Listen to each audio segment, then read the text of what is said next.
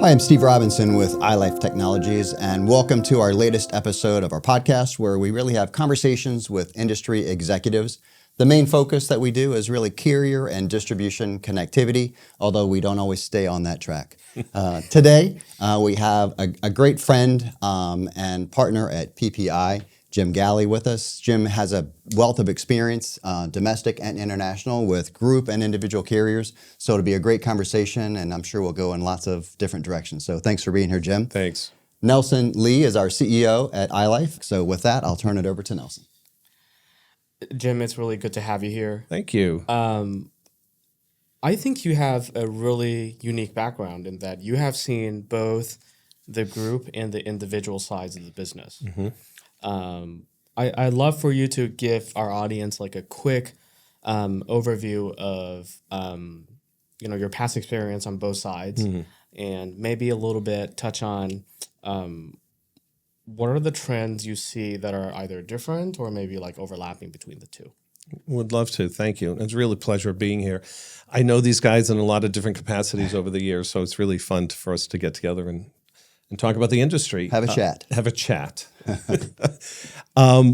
It is interesting to look at group versus individual, and our industry is really siloed separately, whether you're at a carrier level or distribution.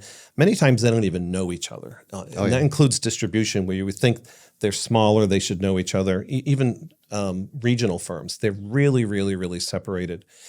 And that's for good reason. There are different levels of resources and technologies that are needed, and products and marketing and enrollment. These are all very different when you're dealing B2B2C, if you will.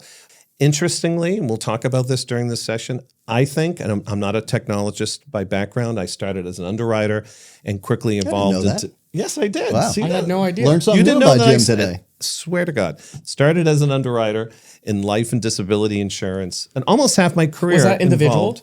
It was individual. Okay. And then my company at the time had a group product, and we worked on blending the two. Wow. So we had a packaged product that had group products that could convert to individual, and they could be sold together. A blended product. Yeah. I think it was ahead of its time. This is over 25 years ago. It was my first exposure to the group space. Yeah. My role has typically been to bring individual products in tandem, if I was at a carrier level, to see what else goes well. What's a good companion product with our traditional group life insurance, group AD&D, other basic core group products.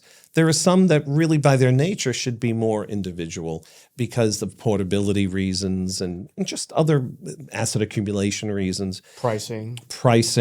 And underwriting. Yeah. So it's an interesting space to investigate because, as I said, it's still pretty siloed. And it's sometimes hard to break through to a group carrier mindset or the distributor. It used to be that you wouldn't, of course, enrollment was in paper not that long ago. Truly 10, 15 years ago, some companies, you had to complete your group insurance annual enrollment in paper. Oh, yeah. And then it got advanced, and you could call a call center, and they would And this was type it considered in. common practice. That was the norm. Everyone. Right. Again, we're not talking 50 years ago. There was a deadline you completed. 1-5. No, you completed the 1-5. form, and it all goes back to HR, and it's by a certain date. That and is then correct. You're right. We would be on phone centers calling in, and then when we finally progressed to where you could go to like your intranet and Correct. complete this, that was like cutting edge. But if you remember the first phase of this, I do, if you were choosing between all the selection of products, life, disability, dental, health insurance, all that, you would, the early phases of the intra or internet, you would bounce off to that carrier's website. Oh, yeah. Not So today. it was now, Just it's all headless. Brute redirect. Yes. So Nelson, think about today when we do our benefits, you go to the website, our HR processing center. I have literally never visited the website of my health, dental, and vision provider. And there's no reason to. Until you have a claim. I actually don't remember which carrier I have it from, but I know I have them. Right. But you go to your internal website and you say health insurance, life insurance, dental insurance, whatever is offered, and it's completed. The progression of completing the application yourself in paper to calling a phone center and having them complete it. I have to never going completed online. in the traditional sense, a separate application. That's right. I'm on my payroll. I have these benefits, and it's almost like an application-less application. Yes. But here's the cool thing about that. You've never done it. but it's happened every time you've enrolled. It's Yes. happened behind the scenes. Yeah. Well, I mean, it's like embedded, it's headless. Like these are like buzzwords these days. So So they figured it out. So the group business has figured that out from a technology standpoint, customer experience standpoint, so that it's what you just said. People don't. Well, the downside is people don't know what they have. Tremendous amounts of operational efficiency. Like you're processing just these embedded things on an automated manner. So wait a minute. You've tossed out headless. You've tossed out embedded. Not everyone knows what we're talking about. So I'm going to give it an assignment because I like to do that.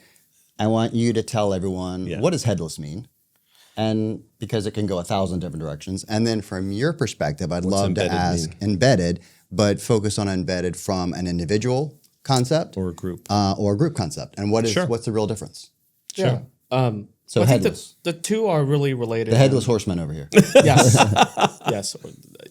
So headless experience or technology is related and kind of overlapping with embedded experiences, in that headless really just means you are able to take advantage of a technology without going into the specific interface of that technology. So for example, when Steve and I, we're in the same payroll system. Right. We get dental, we get vision, we get health. So all of these are different companies, right? Mm-hmm. And they all have their own websites. They all have their systems. We are able to be enrolled and applied and be approved and successfully pay for these policies without ever being redirected to the interface of these. In fact, the only interface you and I have ever seen is an HR payroll interface, right, where we get our pay stub. That means these carriers have successfully allowed us to experience their product and purchase their product without ever being in the quote-unquote carrier UI. That is a headless experience, a headless distribution. The same way that if you go buy something on an e-commerce website like Amazon, right, you swipe, you enter your credit card. Stripe will process that credit card, and you would have never have any idea what was behind the scenes because you were never directed to Stripe.com. Mm-hmm. And when you're buying from that product from Amazon, it's not really coming from Amazon all the time. It might be coming from whatever vendor they've contracted with. It could be 5 products. It's one customer experience. Right.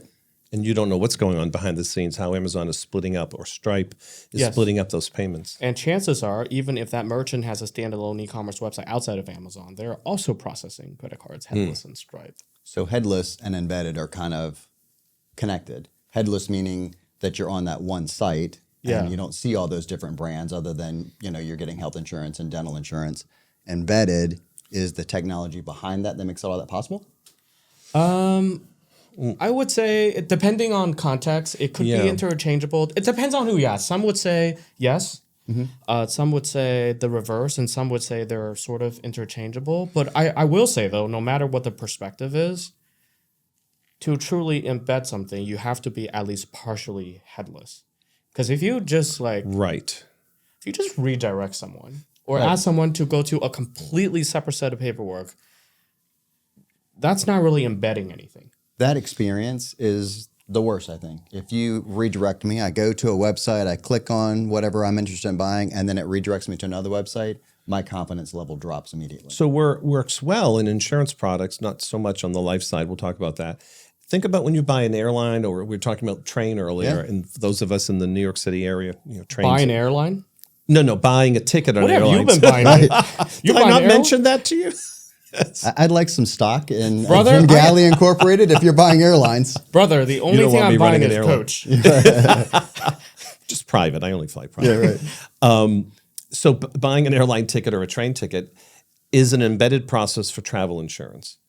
You're not redirected out. You're just being asked yes or no before you finalize the payment. Mm-hmm. And then there's behind the scenes. So that's been around. Talk about your time frame references by coincidence. That's a good 10, 15 years. So that's they a very, figured very that embedded out product. Long time ago. Right. And the take-up rates, I think, are pretty healthy because it's so easy. And you can't go to the next screen until you say yes or no to the travel insurance. Same for if you buy electronics on Amazon. Warranty insurance. Yeah. Yes. So that's a smart way to do it. Now, you can't, there's some differences in the regulatory environment as to how much, the customer has to be really clear about what they're doing. And some people got in trouble by embedding life insurance group into a mortgage without telling the consumer. That's been a no-no. That's in the been past. a no-no. Yeah. So carriers sometimes and entities that sell mortgages are just understandably nervous. But if you do it like we're talking about, where it's integrated, another fun word, where you're buying a primary product, a car, a house, or a trip, and the insurance protection offering is just fully integrated, but you're not jumping out to someplace else to enroll. It's just tell us yes or no. We have all your information. We'll let the carrier know that you're a yes. And that's the optimal experience. And pay for it separately. So it's not part of your payment. But in the travel world, It can be the same payment. it's the same payment, and then they split it behind the scenes. I mean, Right. that's really an optimal way. So we talked about the concept of being headless and embedding in the group. And you also mentioned, interestingly, like other finance verticals who are, I think by common consensus, maybe a little bit ahead of life insurance in terms of the technology journey, right? Like within broader fintech, maybe banking is a few years ahead, PNC is a few years behind, and life and annuity a few years behind that. Mm-hmm. But within life, it sounds like is group a little bit ahead of individual in terms of technology adoption? Well, group Or is that just because of distribution necessities? Or maybe it's a self-fulfilling prophecy. Because of the nature of such big life questions. A, B, or C. I think you have to choose one of those answers. E. Because of the nature of a group sale, you have a group and you have information, you have data on that group. Excuse me. That allows the carrier and the distributor to understand a lot. So prepackaged offers can be made. And the technology exists today to do that even with individual products. That's where it gets exciting, and it's not at all prevalent. What we talked about on the travel insurance side and the warranty insurance side is pretty prevalent and common. To think about getting life insurance served up to you, again, voluntarily, you're electing it, but in a process that you're doing banking or you're doing a loan, you're doing something else, and it's there, though, an amount that's relevant, affordable, tick the box, you don't have to go onto another screen. That's where it gets exciting. And the technology exists today to do that. That's not the impediment. It was not that long. I would say 5 years ago, it was still going to go outside. Even your marketing would be integrated. Your marketing would be really, really tight, but you're still going to have to jump out and enroll, even if it was a couple of questions, quick, and you're done. Now, the technology exists, so it's all within that same dashboard. If you're looking at your dash, if you want to call it that, for getting a loan or checking in on your product, checking any type of information. So that's where I think we've got some interesting hybrid sort of collaboration opportunities, both for marketing and now product. And the value of individual is that you don't have to be a legally formed group. You can take, and maybe it'll be much smaller spoonfuls of protection products, whether it's life, disability, accident, so that the carrier and the overall risk management is more reasonable. But that doesn't matter because the person may appreciate $10,000 of protection that's integrated into the other thing that they're purchasing. And you don't have to be paying attention to whether it's a legal group because it's individual products can be made available to anyone who's the products filed for age-wise. It's almost like a cross-sell. I mean, I just thought of an experience I had. It's like a cross-sell, but integrated. Yeah. I mean, But the marketing is more integrated than the experience. Yes. When I was right out of college and had started a first job, I was changing from job A to job B, and there was a period of like a month or two where I didn't have health insurance. I think this was probably before COBRA. I don't know if it existed. Oh, right. But I remember I went and got a standalone health insurance policy that I needed for that 2-month period between jobs. And as a result, they also sent me a card because it was before the digital world. And I checked the boxes and I got a $100,000 10-year term policy. Oh. And I guess they had all my information from my health insurance. Check. That was and then pretty I got that advanced. policy then. This was an offer or an approval? An approval. So I went through and, I guess they underwrote behind the scenes with the information that I'd shared from my health insurance application. Correct. And then I got this life insurance policy, which was great because I had that for 10 years. It's probably all I needed at the time. I would have never bought if they had not have prompted me to do that. There you go.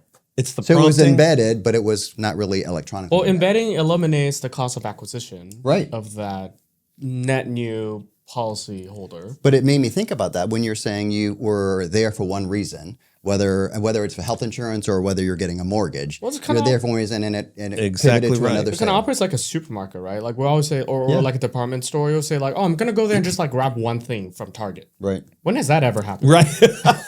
That's I what you have buy never. online and you go to the parking When spot. was the and last they bring time it you your went to car. Target or like Walmart or whatever? You just grab like that one thing you went there for.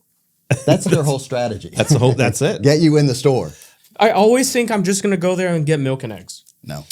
Grocery stores have figured out decades ago, truly cross-selling and upselling much better than the rest of our industry. It's all about we product struggle as an placement. industry to get people. So the group insurance, going back to that industry, is very focused on in the right way on getting people the baseline of coverage from their employer, whatever level, whatever type of product, and then trying to upsell that during the enrollment window. So there's no anti-selection. And they've been doing that in the old days in paper. Now it's really tick, tick, tick. So I'm assuming when you guys at your company are buying it, you're being told all employees get this life insurance. If you'd like to buy 2 times your salary, tick up to this amount, tick here. So there's that element, and we've made it so easy. So the access point is simple. The process is even simpler. And the price point, that's the other key advantage of group insurance, because they can reprice every year or so. That gives the carriers a lot of comfort. And it's like, okay, this is what I think this group pricing is. And it's usually much more affordable. Individual products tend to be longer term guarantee of the price, right? Whether they're life or disability. And that's a huge ask of the insurance company, but that's what the industry wants to provide as a value. So I have a question on that. So for individual, what do you see as the best ways for individual products to embed? Because I feel like it's maybe not necessarily just payroll benefit systems. Bingo. I mean, I said although I'm sure the cross-sell could happen there too. Right? It can. The key issue, I think, the opportunity, I should say, not issue. It's definitely an opportunity. The issue is really more just bringing the parties together because the products and the technology exist. That's massive, and it's highly underpenetrated by products. It doesn't qualify typically for group. So where are the individual distributors and carriers that are saying we are focused on this? Now, the companies that do voluntary worksite benefits, as Steve mentioned earlier, are very good at that. There's a little bit different model because those are still traditional full-time employees of a company, small, medium, large, and they've got some great enrollment processes for worksite products and underwriting and enrollment. But these independent workers, I think, is a real challenge. And then the other one, but an opportunity because it's untapped, are other in the new digital age, the relevant places where people maybe are shopping or putting their money. All these digital financial platforms for savings that maybe are selling products too, like CDs or mutual funds. They might be doing some level of financial products. A lot of them are just about savings, and there's dozens of them. Well, if you're a person willing to put in $100 a month just as a nice regular round up, when you make a charge, you get their credit card, they round it up, it goes into your savings account. Wouldn't it be a relevant discussion to talk about protecting that nest egg that you've been building? It's just so, and they would, and if I were one of these digital financial platforms, I don't want to do it if I'm going to bounce out and go to some carrier website. I want to do it if it's all part of my customer experience. And that's been a challenge. I can personally speak to things we've tried to do where we said, no, we got a great product, it'll fit, but it's got to jump out. The customer has to jump out. Now we have the technology to make it integrated. The jump out failed, the embedded solution would work. And it doesn't matter whether you're younger or older. In your situation, I'm putting in $100,000 into a high yield savings account, or I'm saving $100 a month, depending on where you are in life. At that same time, you need to protect that. So why not have a solution for some type of insurance to protect your investment, whether you're protecting your estate or you're creating an estate, depending on whether you're older or younger. Or you're disabled and you're worried about how do I make contributions short term. Everyone is worried about the long term stuff. There's a lot of good products in market. They're very intense in their underwriting and they're expensive. But if you have short term products that are meant to serve a market that's just worried about making that $100 a month contribution and paying the rent. So sounds like the next opportunity and frontier for growth in individual embedding is at these financial institutions whose category names like banks, wealth, and asset managers doesn't explicitly It's broader than that. When you think of these categories, banks and wealth managers, you don't really think insurance at the top of your head. But maybe they are one of the best places to grow distribution. And where it would, in my opinion, so that's in the financial institution, which is different from the digital financial platforms, which are doing all kinds of financial wellness, savings. But going back to your point on wealth management and traditional financial institutions. Where you would also do those like automated savings, or some of them also are, in financial institutions and financial platforms are kind of starting to blend.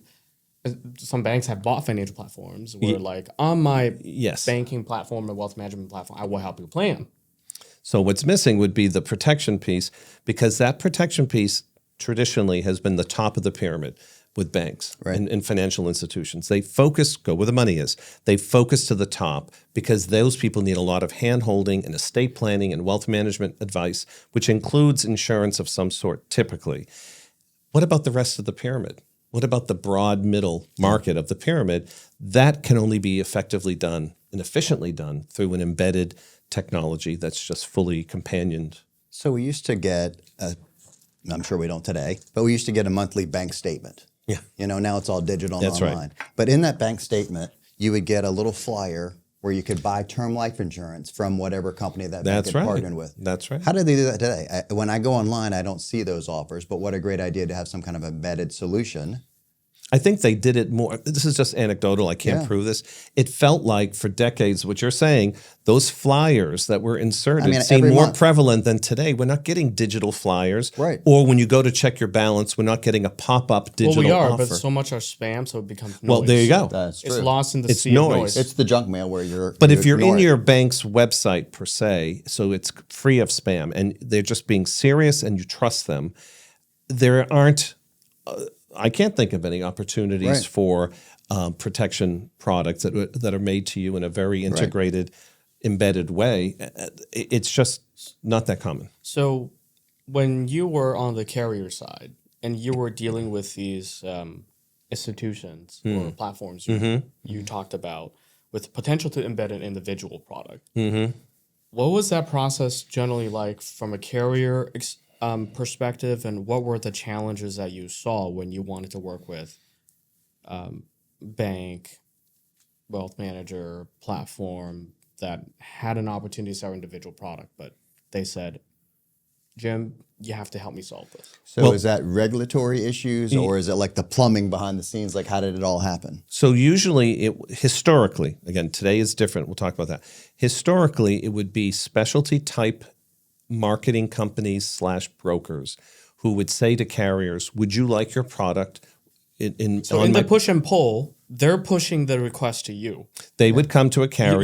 You don't have like a team of people knocking on doors to go like, Typically go talk not. to 20 banks and tell 20 wealth managers. Who would they really talk to there? That's going direct, and most carriers tend to prefer to work through an intermediary, B2B2C, versus going direct to that institution. That's just not on both the group side and the individual. It's much more of a push versus a pulling motion for you. Right.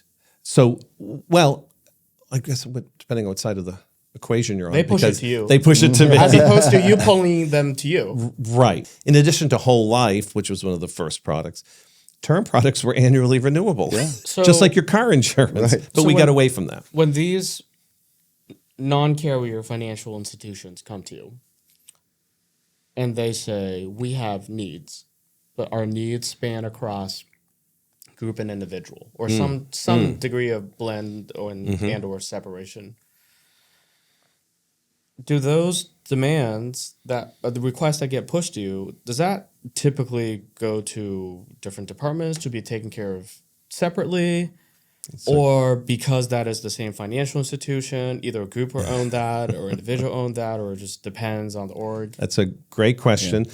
So as a carrier, if I want to expand my product portfolio and my distribution opportunities and my technology, I need to tell those brokers that are in that space, whether they're in the association group, the employer group, the affinity group, because they may say, oh, I didn't know you had individual. I thought you were just a group insurance company, or vice versa. No, we have some nice stuff on this side, and we have some technology solutions, and maybe our technology is completely agnostic to whatever you, the distributor, and the end product, the end client. Maybe we don't care what they have. You can use whatever you have. We want something that will fully integrate. So when the broker or the financial institution through the broker comes to you and says, hey, we found a good institutional partner, they want some types of these products, Yes.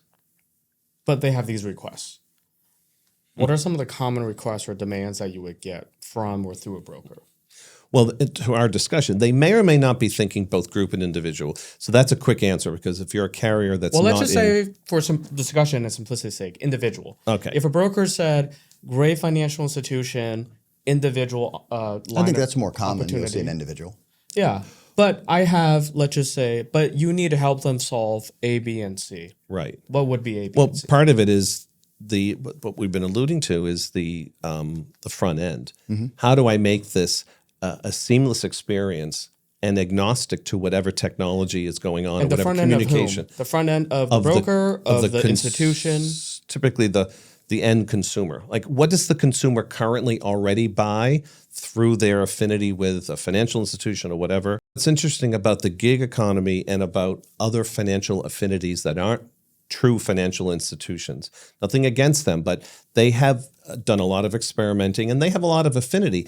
But what's emerging as new and very relevant affinity is I, a gig worker, am affiliating with some sort of temporary agency to try to get jobs, to get gigs, and I might work with several of them.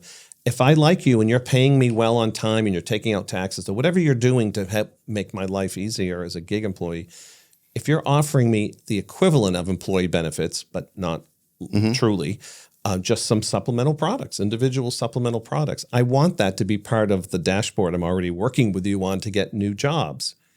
And Less noise. less noise. Nobody needs another dashboard. That's exactly right. Well, So, I'm sure there are people who want more dashboards. But the concept well, maybe of- technologists like you. No, I don't need another dashboard. when you were talking earlier about the way we purchase benefits through our our HR website, there are independent workers, realtors that are 1099. They don't have a part of it, and they pay for their own benefits, but they do have an 800 number or a website they go to. Right. Many times it's like But through that's an so passive. association. Yeah. It's so passive. Right.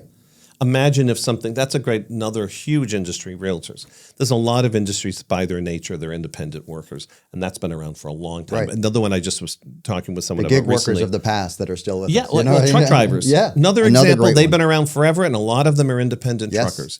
So you've got these huge pockets of millions of people that come and go and grow and sometimes take multiple different jobs. They're not going to get traditional employee benefits. Right. And if you rely on them, you just push out a notice, go here. It's got to be something, because it's too passive to wait for them. That's why the success of the worksite companies, the voluntary benefit companies, is that they have the employer and the broker endorsement, and they, in the old days, pre-COVID especially, would go on site. So yeah. whether you've got 10 employees or 10,000, they're on site, and the employer says, you can take a half an hour off and go to the cafeteria and hear the and pitch. complete that form. Yeah. They're getting 20, 30% take-up rates on voluntary products. That's unheard of in direct marketing. So going to them through an affinity that they're never going to leave, like they belong to this financial planning, financial wellness website, that it feels more like a club, and maybe there are games, and maybe there's all kinds of learnings and videos. So in the new world, there's a lot of outreach to younger generations about savings, but not as much discussion about protection of those savings. And that's where I keep going back to that tremendous channel for And there opportunity. are multiple products that they can embed. It's not just Oh, life absolutely. for annuity. Endless. There's like DI. Yes. Yes. And it could be on the P&C side. There could Yeah. be a number of other things that are relevant to what these... In addition to insurance and investment products, there's many other things. It's just a marketplace for people that a are a member of this marketplace. group. But And that it's sticky. Being a multi-product marketplace brings up a new challenge. It means not only are you embedding your individual product in a place where you're not doing your sale, usually you're embedding multiple product lines that typically have different or even non-overlapping workflows, right? So your DI, Right. your DI team Right. likely is a different team of people Yes. than life, individual, and different set of systems, different set of rules. And that's your question earlier, I think, was, But ideally, you want to embed all of them well, there you go. in one experience, right? Because if I want to go through a broker and be at like a bank or wealth manager's website, I don't want to say like, oh, like I'm embedded here, but here's like one experience for my life products, but another for DI or LTC. I want you to buy as many things as possible in one go. Is there like an embedded light version? Like I think of an association. Light, you said, not life. Yeah, light. Light. Light. So like a true embedded solution like an HR website where I put my information in, and my spouse and my kids one time, and it populates all these applications. Well, that's what we have in group benefits. In group benefits, But yes. I don't think that dental versus vision, different companies, different lines of product, Yep. different groups of people and systems, but it was like two clicks from each other. Maybe like a quick e-signature. But I'm in a secure website where I've got my social security number and all of this stuff. On an association website, I may not be as comfortable filling all of that out, but I also still don't want to click out to another website. That's right. So is there something in between, like an embedded light solution that you can still use information that I did when I bought this product that can come over here, but I don't know. I feel like there's got to be a way to do that where it's not as secure of a What site. the three of us know is that it's absolutely doable in this day and age. It was not that long ago, going back to your point, not 15. I think 5 years ago, it would be a real struggle to do what Steve just mentioned. Now, fortunately, we have the technology to do it. Now, the second part of this is kind of related to the conversation is at a carrier level, where do these intermediaries or the end groups who are interested in this, whoever makes the case, where are the products? Now, if it's the standalone worksite marketing companies, they have the products all down and the process. But when we're talking about these hybrid, demographics, basically affinity groups of some sort, what carrier is known to say, I got you. I've got a little bit of life, a little disability, a little accident, a little hospital.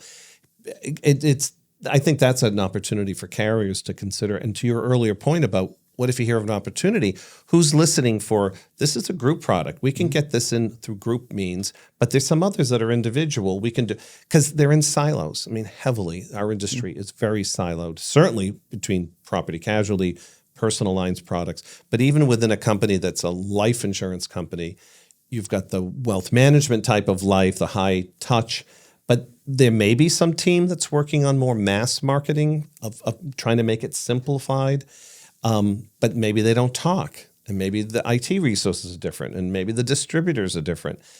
So one of our own things that we have to take on as an industry is how do we break down these walls so that the end client, not just the consumer, but the affinity that they're associated with, has someone's listening for the fullness of their needs across silos. Right. So let's just say you were, when you were an executive on the group side, let's say, and you mentioned silos. In a typical org that's not extreme on either end, how often would you see your executive peer on the individual side or on the technology side or if you were leading life? Like another product line peer or another? No, let's just say you were heading up group overall.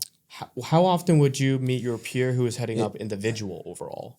At large events, because usually you're reporting to a president or CEO. You wouldn't see that person unless you were at a large event. It's really not an integrated. You are not grabbing beer with that person every other week. You might. You could be at the company softball team together.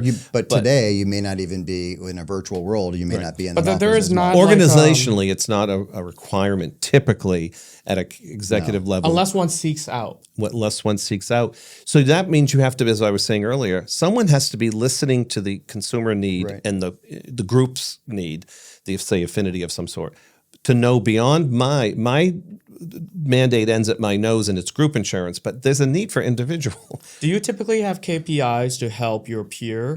No. And would that peer on the individual side have KPIs to help you? No. Few Great companies idea, do. not a theory. Is that handful of companies is that do very rare?